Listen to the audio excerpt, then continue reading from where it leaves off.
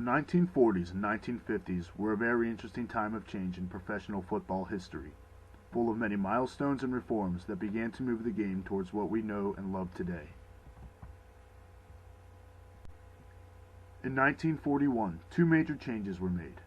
First, Elmer Layden was named to be the first NFL commissioner. Second was the relocation of NFL headquarters to Chicago. In the same year, we saw the AFL fold after the Columbus Bullies won the league championship.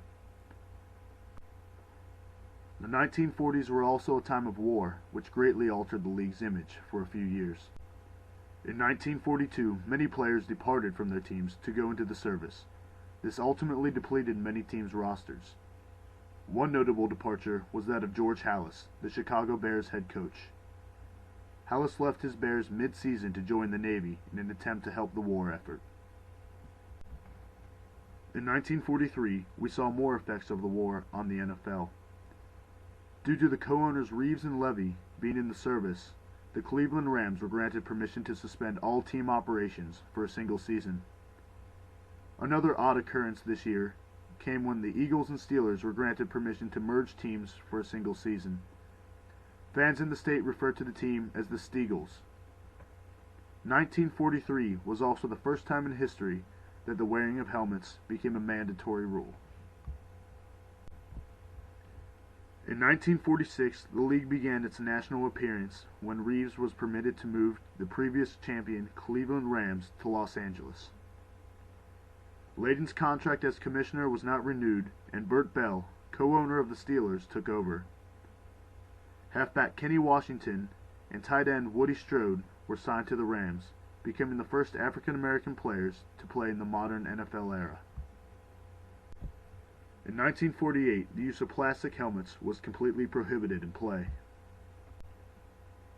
In 1949, Baltimore, Cleveland, and San Francisco signed a merger agreement and joined the NFL. 1 year later, in 1950, the Los Angeles Rams became the first team to have all games in their season, both home and away, televised. The following year, in 1951, the Pro Bowl game, which was dormant since 1942, was re-established, and the American Conference defeated the National Conference 28-27. Also, the NFL Championship game was nationally televised for the first time. The Dumont Network paid $75,000 for the rights to this game. In 1954, the Canadian Football League began its attempts to rid the NFL of its marquee players in an attempt to create a more lucrative league for itself. In the 1955 season, the sudden death overtime rule was utilized for the first time in a preseason game between the Rams and the Giants. In 1956, the NFL Players Association was formed. Also in '56, a leather ball with white end stripes replaced the white ball with black stripes for night games. In 1957, the NFL saw a record crowd of 102,368 for a game between the 49ers and the Rams in Los Angeles Memorial Coliseum. In 1958, a new record of 1,527 rushing yards came from Cleveland Browns running back Jim Brown.